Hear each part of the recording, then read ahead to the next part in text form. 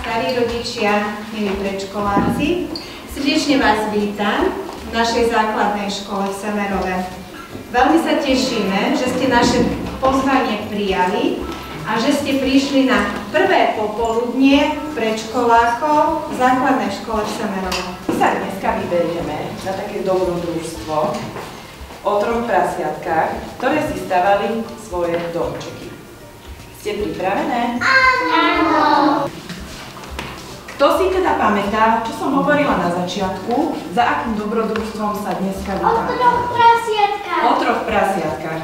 No ale teraz si musíme overiť, ja mám pre vás takú skúšku, či naozaj to bude dnes o tejto rozprávke. Takže vašou prvou úlohou bude poskladať obrázok a podľa toho zistíme, či to je naozaj rozprávka o 3 prasiatkách.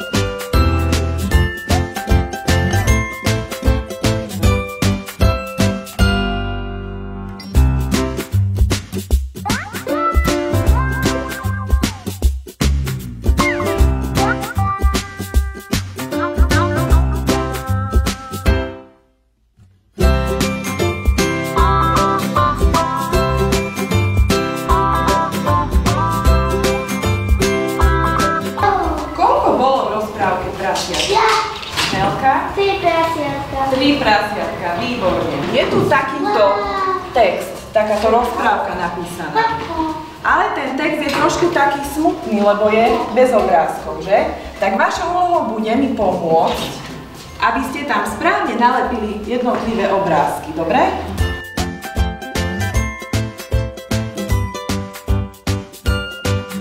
Prvé prasiatko sa nasťahovalo do domčeka. Do akého domčeka? A toto slavné. Druhé prasiatko. Do akého domčeka? Druhé prasiatko. Drevené.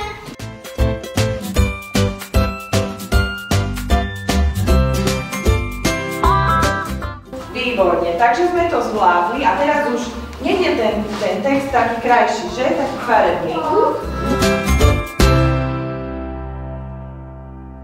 Prasiatka v rozprávke stavali svoje domčeky. Tak, by ste si aj vy mohli teraz každý urobiť svoj domček a vyberiete si, či ho urobíte slamenný, či ho urobíte drevený, alebo steniel, áno.